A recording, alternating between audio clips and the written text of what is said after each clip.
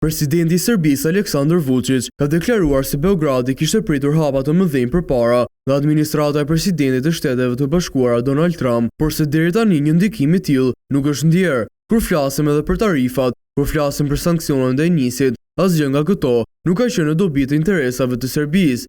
Njëkohësisht, kur u përballen me çaste të vështira, nuk e morëm atë mbështetje as nga fuqitë e tjera të mëdha, as nga lindja, as nga BE-ja, tha Vučić në hapjen e konferencës së ambasadorëve të Ministrisë së Punëve të Jashtme në Beograd. Shtetet e Bashkuara vendosën sanksione në tetor të industrisë së naftës së Serbisë, kompanisë kryesore të naftës së gazit në Serbi për shkak të pronësisë ruse.